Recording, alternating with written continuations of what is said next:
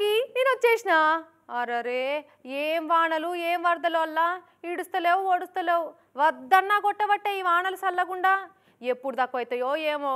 అంతా ఆగం చందనం చేయబట్టే. సరే కానీ ఈ స్మార్ట్ వార్తల ముందుగా ఏం చేద్దాం, హెడ్లైన్స్ చూసేద్దాం పారి.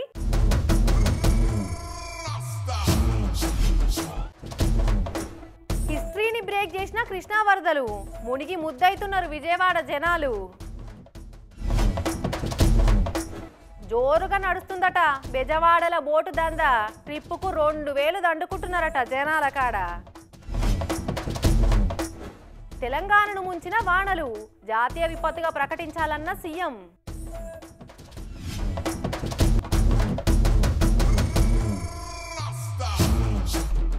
అబ్బబ్బబ్బా ఏం వానలు ఏం వరదలు వల్ల 100 ఏళ్ల చరిత్రను తిరగరాసినాయట ఏపీ విజయవాడలో వచ్చిన వరదలు. కృష్ణానదిలో ఎన్నెల్లేనని నీళ్లు వారుతున్నాయి. ప్రకాశం బ్యారేజ్ దగ్గర రైల్వే బ్రిడ్జిని తాకేటట్టు వారుతున్నాయి. అంటే చూసుకోర్రి ఎట్లుందో వరదల పరిస్థితి పాపం. చంద్రబాబు సార్ అయితే మస్తు దండలాడుతుండు వరద బాధితులను ఆదుకునేందుకు. కావాలంటే చూసిరా పోర్రి.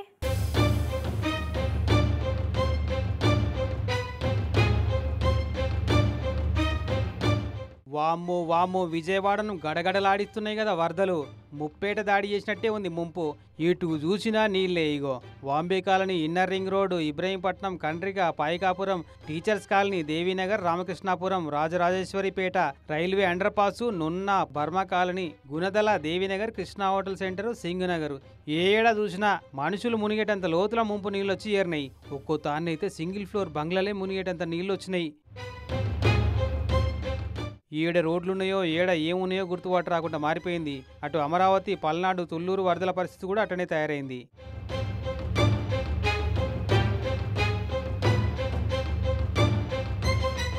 ప్రకాశం బ్యారేజ్ కాడన అయితే రైల్వే బ్రిడ్జిని తాగేటట్టు పోతున్నాయి కృష్ణానదిల వరదలు.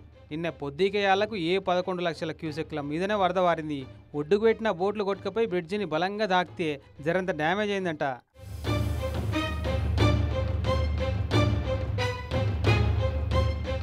కానీ సీఎం బాబు సార్ అయితే మొన్నటి సంధి రికామ్ లేకుండా పొద్దు మాపు తేడా లేకుండా నిద్రపోకుండా రివ్యూలు చేసుకుంటా అధికారులను ఉరికిస్తుండు. వరదల చిక్కిన వాళ్లకు మంచినీళ్లు, అన్నం పొట్లాలు అందేటట్టు చేస్తుండు. 1-2 గంటలన్నా కొనుకు తీసిండో లేదో మళ్ళట్లా మబ్బుల్నే ఊరుకొచ్చి పనులు ఎట్లా నడుస్తున్నాయో దగ్గరుండి చూసుకుండు. బోట్ల తిరుక్కుంటా అవుపడ్డోళ్ళ కల్లా ధైర్యం చెప్పుకుంటా నేనున్నా భయపడకండి, పాలు నీళ్లు అన్నం అన్నీ పంపిస్తా, జర్ర ఓపిక పట్టమన్నట్టు చెప్పుకొచ్చిండు. ఎవరు కూడా ప్యానిక్ రియాక్షన్ అవసరం లేదు. అందరూ ఓపిక పట్టండి. 1 గంట 2 గంటలో అందరం ఓపికగా ఉంటే ఇంకా తొందరగా పనులు అవుతాయి. అన్నీ చేస్తానని అప్పీల్ చేస్తున్నా. ఇక్కడే ఉంటా, కంట్రోల్ రూమ్ని యాక్టివేట్ చేస్తున్నా. ఎంతవరకు చేయగలుగుతామో అన్నీ చేసి అందరిని ఆదుకుంటాం. 183 బోట్లు పనిచేస్తున్నాయట, 6 హెలికాప్టర్లు తిరుగుతున్నాయట, 280 మంది గజ ఈతగాలను పెట్టిరట. 110 పైన బోట్లు పనిచేస్తున్నాయి. అదే మాదిరిగా 4-6 హెలికాప్టర్లు వస్తున్నాయి. ఒక హెలికాప్టర్లో ఫుడ్ పెట్టడం కానీ, లేకుంటే బోట్లో తీసుకుపోవడం కానీ, పేషెంట్లు తీసుకురావడం కానీ ఇవన్నీ జరుగుతున్నాయి. మళ్ళా జేసీబీ మీదకి ఎక్కి మొత్తం తిరిగి చూసిండి ఇట్లా.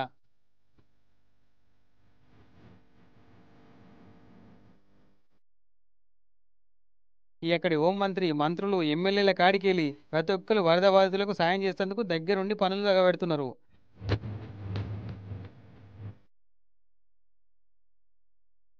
విజయవాడ కృష్ణలంక ఏరియాల రిటైనింగ్ వాల్ కాడ కృష్ణానది రువ్వడిని చూసిండు మాజీ సీఎం జగన్ సారు.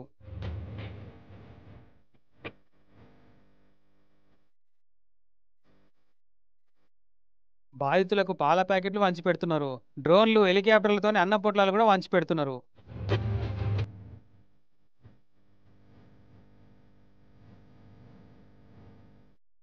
ఇప్పటికే 19 మంది కాలం చేసిరట, ఇంకో 2 జాడ పత్త లేరట. ఉదిక్కు వానలు పడుతూనే ఉన్నాయి. మీదికెళ్ళి అంతకంతకు కృష్ణానదిలో నీళ్లు వరద పెరుగుతూనే ఉంది. ఇంకా కృష్ణమ్మ శాంతించేదాకా కష్టమే ఉంది విజయవాడలోకైతే.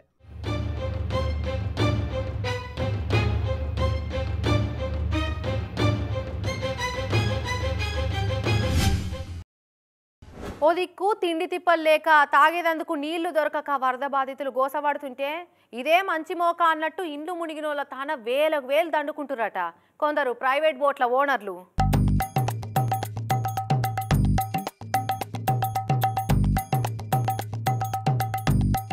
ఎద్దోనికి ఎద్దాపతి తస్సోనికి తస్సాపతి అన్నట్టు ఓ దిక్కు విజయవాడలో వరద బాధితులు మునిగిన ఇండ్లలో ఉండలేక ఆకలి దూపకు తట్టుకోలేక ఇండ్లు ఇడిచిపెట్టి ఆడికెళ్ళి వేరే తావుకు పోదామని చూస్తుంటే ట్రిప్పుకు 2-3 వేల కిరాయిలు డిమాండ్ చేస్తున్నారట ఈ ప్రైవేట్ బోట్లోళ్ళు.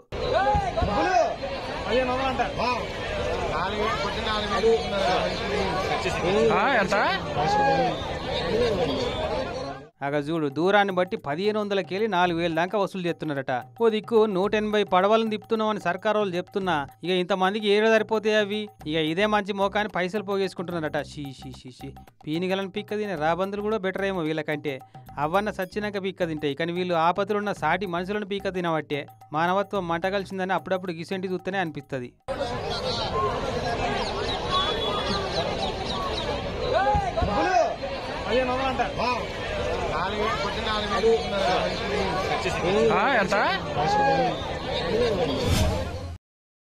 మేకలు ఏం తింటాయండి? గడ్డి తింటాయి. అవి ఎలా ఉంటున్నాయి?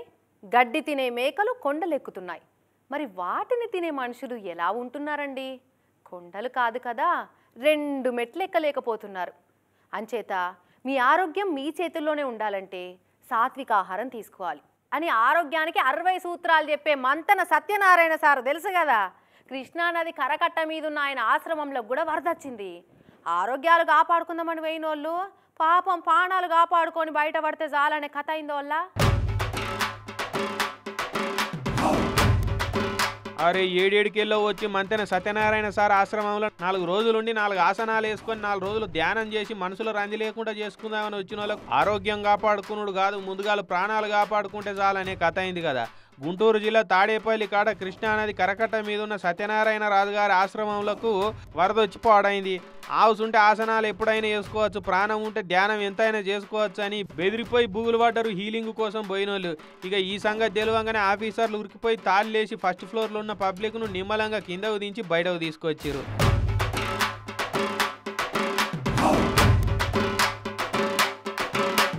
ఇక అటెంక ఆశ్రమం ముంగట గండి తీసి వరదను దారి మళ్ళీ ఇచ్చిరు.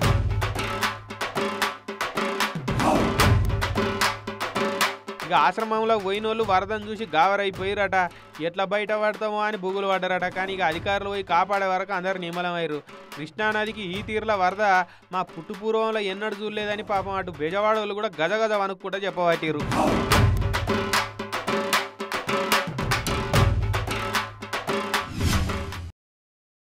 ఆంధ్రాల వరదల పరిస్థితి అట్లుంటే ఇటు తెలంగాణలో కూడా తక్కువేం లేదు వల్ల.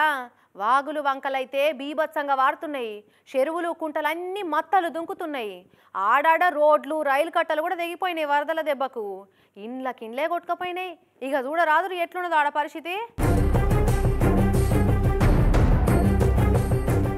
అంతా ఆగమాగం జగన్నాథమే ఉంది తెలంగాణలో కూడా. 7-8 జిల్లాలను గట్టిగానే అరుచుకుండు వానదేవుడు. 16 మంది పానాలు పోయినాయి. లక్షల ఎకరాల పంట నష్టమైపోయింది. వేల కోట్ల రూపాయల ఆస్తి నష్టం జరిగిందట. ఖమ్మం మైబాద్ జిల్లాలనైతే ముంచి ముద్ద చేసింది వాన. ఇక ఖమ్మం జిల్లా కూసుమంచి మండలం నాయకన్ గూడెం కాడ పాలేరు రిజర్వాయర్కి వెళ్ళి ఒక్కపారే వరద దుంకుడుతోని ఈ ఇల్లు ఎట్లా కొట్టుకపోయిందో. ఆ ఇంట్లోండే 3 బంగ్లా మీదకి ఎక్కి పానాలు కాపాడుకుందామని చూసిరు కానీ ఇల్లుకిల్లే కొట్టుకపోయింది. రెస్క్యూ టీం వాళ్ళు డ్రోన్లతోని సేఫ్టీ జాకెట్లు ఇచ్చిర్రు అప్పటికే. కానీ వరదలు కొట్టుకపోయారు 3. అలాగే ఈ ఒక్క పిల్లగాన్ని హాటియా తండా బ్రిడ్జి కాడ తాడేసి గుంజి కాపాడిరు.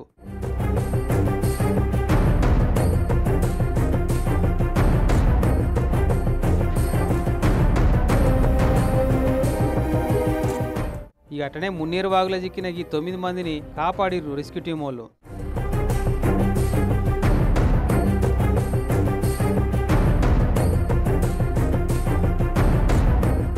మైబాద్ జిల్లాలో కూడా దంచి కొట్టినాయి.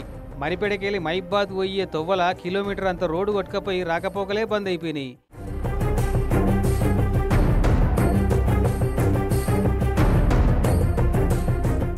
అటు సూర్యాపేట రామాపురం క్రాస్ రోడ్ కాడ తెలంగాణ ఏపీ నడుమున్న పాలేరు వాగు రువ్వడికి బ్రిడ్జి తెగిపోయింది. హైదరాబాద్ విజయవాడ హైవే మీద రాకపోకలు బంద్ అయినాయి. దాంతో మిర్యాలగూడ మీదకెళ్ళి ట్రాఫిక్ మలుపుకుంటున్నారు వచ్చిపోయేటోళ్ళంతా. అటు ఖమ్మంలో పాలేరు రిజర్వాయర్ కాలువకు గండిపడ్డ కాడికి పోయి కొట్టుకపోయిన రోడ్లను తెగిన నాగార్జున సాగర్ ఎడమ కాలువను చూసిరు సీఎం రేవంత్ సారు మంత్రులంతా.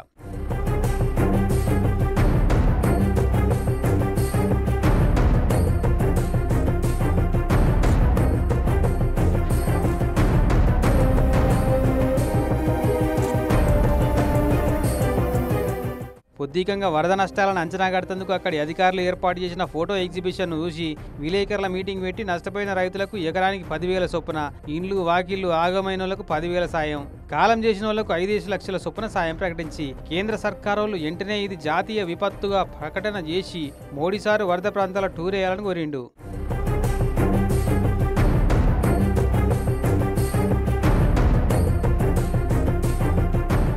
మైబాద్ కేసముద్రం ఇంటికన్నే కాడ రైలు కట్ట కిందంతా ఏం లేకుండా కొట్టుకపాయే కదా, ఇక దాన్ని రిపేర్ చేసే పనిలే పడ్డారు రైల్వే వాళ్ళు.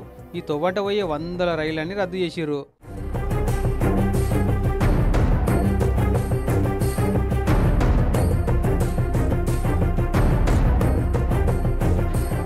నిజామాబాద్ కామారెడ్డి జిల్లాలను కూడా గట్టిగానే అరుచుకుంటుంది వాన. ఇగో కామారెడ్డి బిక్కనూరు మండలం రామేశ్వరపల్లిలో ఉన్న డబుల్ బెడ్రూమ్ ఇళ్లకు ఎట్ట చేరినాయి చూడు వరద నీళ్ళు.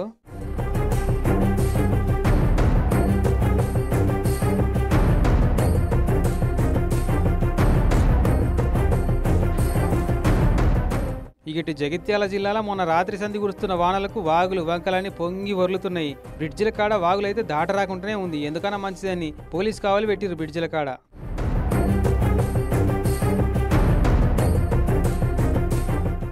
అటు నిర్మల్ జిల్లాల కడెం ప్రాజెక్టులకు వెళ్ళి వచ్చినట్టే 2.5 లక్షల క్యూసెక్ల మీదనే ఎడుతున్నారట నీళ్ళను. ఇక చూడు ఎంత రువ్వడితో దుంకుతున్నాయో.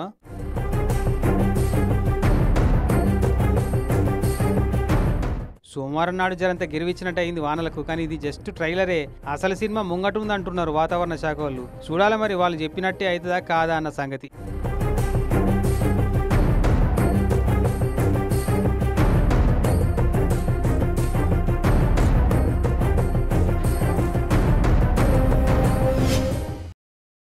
కాసే చెట్టుకే రాళ్ళ దెబ్బలు అన్నట్టు పనిచేసేటోళ్ళకే దెబ్బలు తాకుతుంటాయి పాపం.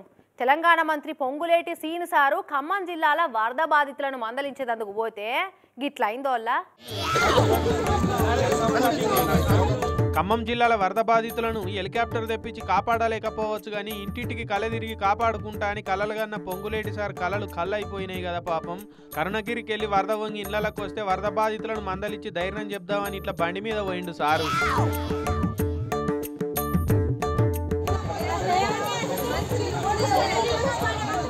ఆ వానలకు రోడ్లన్నీ బురద అయిపోయినాయి. ఇక అండుదేలి బండి స్కిడ్ అయిపోయి పాపం మలసకపడ్డాడట సార్. ఇక మోకాలకు దెబ్బ తగిలింది. ఇక కుంటుకుంటేనే ఇంటికి వచ్చిండు సారు.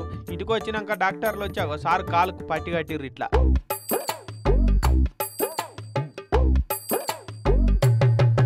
పబ్లిక్ను పరామర్శిద్దామని పోయి మిమ్మల్ని పబ్లికే పరామర్శించేటట్టు చేసుకుంటారుగా సారు.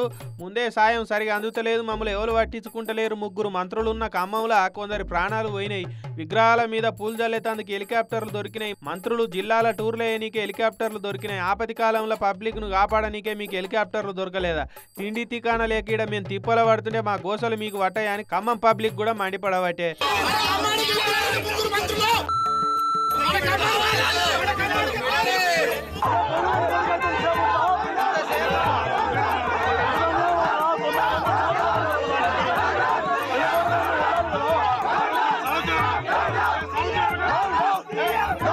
ఇటువంటి టైంలో పాపం సార్ కాలుకు దెబ్బ తగిలి డాక్టర్లు రెస్ట్ తీసుకోవాలని చెప్పే వరకు నవ్వేటోళ్ళ ముంగడ బోర్ల పడ్డట్టు అయిపోయిందట సార్ పరిస్థితి. పాపం నిజంగా దెబ్బ తగిలినా కూడా ఇంట్లుండే తాందుకే ఇట్లా చూయిస్తుండని ఎక్కిరియా పట్టిర్రు. పాడైపోను సారు ఆ బండి నడపకుండా అయిపోతుండే, అట్టిగా మలసకప్పడి మందిలో బదనం కాబట్టి అని అనుకుంటున్నారట పొంగులేటి సార్ అభిమానులు. హైదరాబాద్లో కానీ ఇంకెక్కడన్నా కానీ మీరు గిట్లా ప్లాట్లో ఇండ్లో విల్లాలో తీసుకోవాలని చూస్తే దయచేసి ఎండాకాలం మాత్రం పోయి చూసి కొనద్దు. ఈ వానకాలంలో ఓసారి ఆ ఏరియాలో పోయి చూసి గప్పుడు కొనాలి. ఎందుకంటారా? అప్పుడే మరి వాటి భాగోతం ఏందన్నది బయటపడుతుంది. ఓఆర్ఆర్కి 5 minutes డ్రైవ్, కార్పొరేట్ కంపెనీలు just walkable distance, international schools just 5 minutes drive అని తీయటి మాటలు చెప్పి కోట్లు పెట్టి ఇండ్లు కొనిస్తే గిట్లుంటుంది కథ.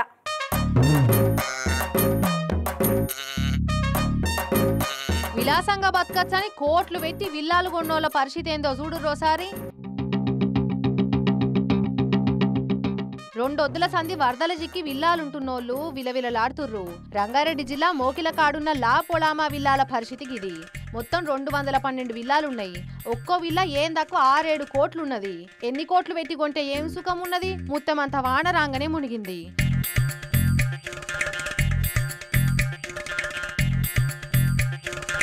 రెండొద్దుల సంధి నడింట్లోకి వచ్చిన వరదతోటి నరకం చూసిర్రు. కరెంటు లేక మస్తు తాగమైనరు. పడవంత కార్లు కూడా తెర్లైపోయినాయి. విల్లాల పనిచేసేటోళ్లతో కలిసి ఇళ్లకి వచ్చిన నీళ్లను మోటార్లు పెట్టి బయటికి పంపనికి కన్న బాధలు పడ్డారు. మా సైడ్ నుంచి ఒకటే ఒక రిక్వెస్ట్, అందరూ ప్రాబ్లమ్స్ చెప్తున్నారు కానీ ఏదైనా ఇప్పుడు గ్రేటర్ హైదరాబాద్ అంటారు, దాంట్లో నుంచి ఎవరైనా ఒక్క అఫీషియల్ వచ్చి మీ car inside to outside తీసుకెళ్ళండి. తీసుకెళ్తే మీకు మేము నిన్న నైట్ నుంచి ఏం ఫేస్ చేస్తున్నాం ప్రాబ్లమ్స్ అని తెలుస్తుంది. ఇక్కడ ఎల్డరీ పేరెంట్స్, ప్రెగ్నెంట్ లేడీస్, నా బాబుయే 9 months, చిన్న చిన్న పిల్లలు ఉన్నారు. ఊరికి దూరంగా పొల్యూషన్ లేకుండా గేటెడ్ కమ్యూనిటీ విల్లాల్లా గ్రేట్గా బతకొచ్చు, మంచిగా ప్రశాంతంగా ఉండొచ్చు అని కోట్ల రూపాయల లోన్లు పెట్టి ఇండ్లు తీసుకుంటే బెండ్లు పట్టుకొని బయటికి ఈదుకుంటూ వచ్చే పరిస్థితి వచ్చే. ఏం నిమ్మలం ఉంటా చెప్పుర్రి గన్ని పైసలు పెట్టి కొన్నోళ్లకు. పాపం పిల్లజలను పట్టుకొని కొందరైతే ఇండ్లకు తాళం పెట్టి బయట హోటల్లోకి పోయి ఉన్నారట కొంతమంది. ఇంకొందరేమో గండం గట్టెక్కుతా చాలనుకొని చుట్టాలు పక్కాల ఇంటికి పోయి తల దాసుకుంటుర్రట. రెండొద్దుల సంధి అధికారులు వచ్చి అరుచుకున్నదే లేదట. ట్యాక్సులు కట్టాలి, ఇది కట్టాలి అన్నప్పుడు గవర్నమెంట్ అఫీషియల్స్ అందరూ వస్తారు. బట్ ఇలా ప్రాబ్లం ఉంది అంటే మాత్రం ఒక్కరు కూడా రారు. సో గవర్నమెంట్ అఫీషియల్స్ ఎవరైతే దీనికి సంబంధించిన వాళ్ళు ఉన్నారో వాళ్ళు కంపల్సరీ ఒకసారి ఇక్కడికి వచ్చి, నేనేమి ఇప్పుడు మేము ప్రాబ్లం చెప్పేసి మీరు చేసేయండి అని అనట్లేదు, ఇక్కడికి రండి, వచ్చి మా ప్రాబ్లం ఏంటనేది చూడండి. కానీ చూడుర్రి, ఇన్నొద్దులు హైదరాబాద్ మీ బిల్డింగ్ ఫుల్ ట్యాంకు లెవెల్ ఉంది అనుకూల కొడుతురు కదా. ఇప్పుడు అసలైన ఎఫ్టీఎల్ ఏందన్నది మొత్తం ప్రాక్టికల్ గా చూపిస్తుంది వరద. ఎక్కడేమో కానీ హైదరాబాద్లోనైతే హైదరాబాద్ల పని అల్కగా చేసింది అని అంటుర్రు హైదరాబాద్ ఎఫ్టీఎల్ వరద చూసిన వాళ్ళు.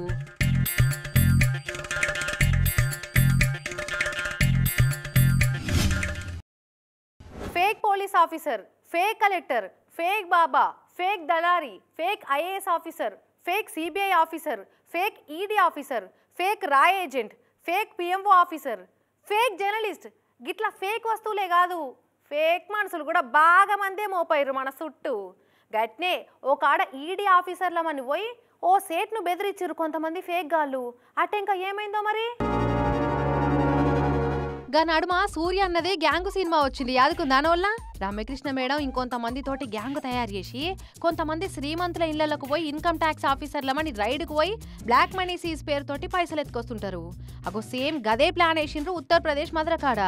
అగర్వాల్ అనే సేటింటికి ఒకడేమో పోలీస్ డ్రెస్ వేసుకొని పోయిండు, ఇంకిద్దరేమో మెడల ఐడి కార్డులు చేతుల ఫైళ్లు పట్టుకొని ఈడీ ఆఫీసర్లమని వేయిర్రు. బెల్లు కొట్టగానే గేటు తీసిండు సేటు. మేము ఈడీ వాళ్ళం, రైడింగ్కి వచ్చినాం, నడు లోపలికి అని బెదిరించిండ్రు. మా తోటి పోలీసు కూడా వచ్చిండు, చూసినవా అని మత్పర్య చూసిండు. ఏ పిఎస్ సార్ మీది అని అడిగితే గోవిందనగర్ పిఎస్ అని చెప్పిండు వాడిగా.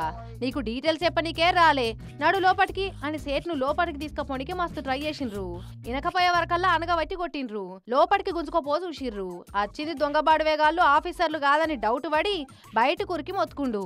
నన్ను చంపనీకే దొంగలొచ్చిర్రు అని గట్టిగా కేకలేసే వరకల్లా ముగ్గురు బడవేగాలు కారెక్కి ఆ నుంచి పరారైండ్రు. ఇక ఈ సేటు పోలీస్ టౌన్ కు పోయి కంప్లైంట్ ఇస్తే పోలీసు వాళ్ళు సీసీ వీడియోలు చూసి ఆ దొంగ ఈడీ ఆఫీసర్లను పట్టుకొని బేడీ లేచే పనులు ఉన్నారట. మధురలనే కాదు మన తానా కూడా గిట్లా ఆఫీసర్ల పేరు చెప్పి అడ్డగోలుగా దోసుకుంటారు కూడా. జిఎస్టీ ఆఫీసర్లం, సిబిఐ వాళ్ళం, ఇన్కమ్ ట్యాక్స్ వాళ్ళమని శ్రీమంతులను బెదిరించి అల్కగా దోసుకొని పోతుర్రు. ట్యాక్స్ కట్టని బ్లాక్ మనీ అని తేలగుట్టిన దొంగల లెక్క కొంతమంది సపోర్ట్ చేయకుంటుర్రు, ఇంకొంతమంది ఏమో బొచ్చ గుద్దుకుంటా బోరుమని ఏడుస్తుర్రు. కొత్తగా బట్టల షాపులు, షాపింగ్ మాల్లు, బిర్యానీ హోటల్ పెట్టేటోళ్ళు రూపాయికే షీరే, 10 రూపాయలకే పట్టు షీరే, రూపాయికే బిర్యానీ అని ఇట్లా ఓపెనింగ్ ఆఫర్లు పెడుతుంటారు. ఇక అంత మంచి ఆఫర్లు పెడితే ఊకుంటారా? ఎగవాడి అందుకపోతుంటారు మనోళ్ళు. ఇక సగం మందికి దొరకవు, గది వేరే ముచ్చట. కానీ అయితే మన కాడ ఓపెనింగ్ ఆఫర్ల కథ అట్లుంటుంది కదా. అసొంటి బంపర్ ఆఫరే పెట్టిర్రు పాకిస్తాన్ కరాచీపట్నంలో ఒక షాపింగ్ మాల్ వాళ్ళు. ఇక చూడుర్రి, మళ్ళోసారి దేశంలో ఎవ్వరు ఆఫర్లు పెట్టే సాహసం చేయకుండా షాక్ ఇచ్చిర్రు షాపింగ్ మాల్ వాళ్ళకు. కావాలంటే చూసిరా పోర్రి. డ్రీమ్ బజార్ అని పేరు పెట్టి హోల్సేల్ రేటుకే రీటైల్ బట్టల షాపింగ్ స్టోర్స్ తెరిచిరు నిన్న పాకిస్తాన్ కరాచీలా. 50 రూపాయల కాడికెళ్ళి 1000 రూపాయలకే మంచి మంచి బట్టలు ఆఫర్ పెట్టి ఓపెనింగ్ చేద్దామని చూస్తే ఏముంది, కానని ముఖాలు కప్పదయ్యాలన్నట్టు ఏగబడి దోసుకపోయారు జనాలంతా. ఇక చూడు, దొరికిన వాళ్ళకి దొరికినన్ని అన్నట్టు ఎవ్వరికి నచ్చిన బట్టలను వాళ్ళు సైజులు చూసుకొని మరీ ఎత్తుకపోయారు. పెద్ద పెద్ద కట్టెలు పట్టుకొని వెళ్ళిపోరు, ఇడికెళ్ళని గిదివినా పోతలేరు. ఇక ఎంతసేపు ఆగబడతారు. లాస్ట్కు సెక్యూరిటీ వాళ్ళను నూకేసుకుంటా పదండి ముందుకు పదండి తోసుకు అన్నట్టు లోపలికి పోయి లూటి పట్టించారు మొత్తం. నిన్న పగటీలు 3 కొట్టంగా షాపును రిబ్బన్ కత్తిరించి ఓపెనింగ్ చేస్తే అర్ధగంటలో ఆగం చేసి పడేసిర్రట పాపం.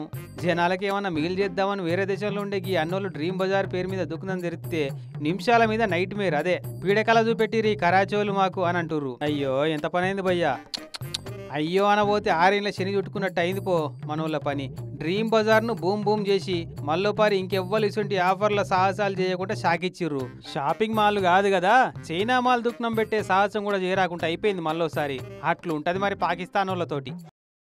ఇవి స్మార్ట్ వార్తలు, మళ్ళీ కలుద్దాం. అప్పటి వరకు ఏం చేస్తారు? చూస్తూనే ఉండండి TV9.